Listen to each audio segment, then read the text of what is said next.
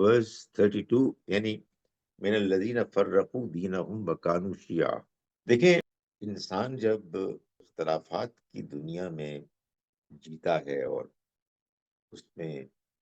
وہ دیکھ رہا ہوتا ہے کہ صحیح بات کیا ہے، تو میرا یہ خیال ہے کہ انسان کے لیے زیادہ اہم ہو جاتی ہے یہ بات کہ وہ یہ جانے کہ ان گروہوں میں سے کس کی بات ٹھیک ہے. کیونکہ اگر سارے لوگ ایک بات کہہ رہے ہیں، اگرچہ وہ بھی کوئی دلیل نہیں ہوتی، لیکن پھر بھی ایک، آپ سمجھیں کہ ایک ٹیمپٹیشن ہوتی ہے، انسان کے اندر ایک کمزوری ہوتی ہے کہ وہ سوچتا ہے کہ یار یہ ٹھیک ہی ہوگی. لیکن جیسے ہی آپ کو یہ بات معلوم ہو جائے کہ نہیں، جتنا سیریس اور اسٹرانگ کلیم آپ کے اس گروپ میں سچائی کے بارے میں، سچائی کے دعوے کے لیے موجود ہے، کہ جس میں آپ جی رہے ہیں، جو آپ کا حصہ ہے، آپ کی فیملی کا، آپ کے ماحول کا، اتنا ہی اسٹرانگ کلیم دوسرے گروہوں کا بھی ہے. تو پھر ظاہر ہے کہ یہ اور زیادہ اہم ہو جاتی ہے بات کہ آپ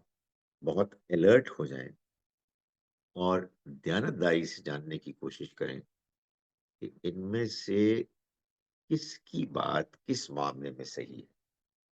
سو جب یہ بات معلوم ہو گئی کہ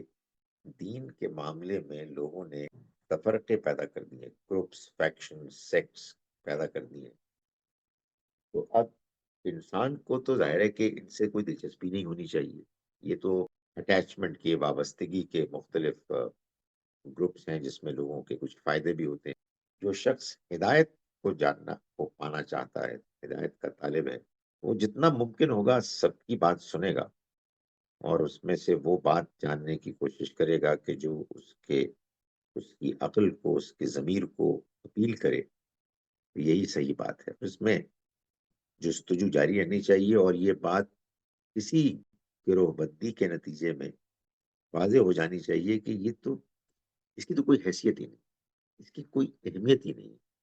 کہ آپ کسی ایک گروہ کے ساتھ اٹیچڈ ہوں. بلکہ یہ گمراہی ہے اگر آپ کو یہ کوئی کہہ رہا ہے کہ فرملی آپ اپنے نقطۂ نظر پر اڑ جائیں اور دوسروں کی بات کو اہمیت نہ دیں.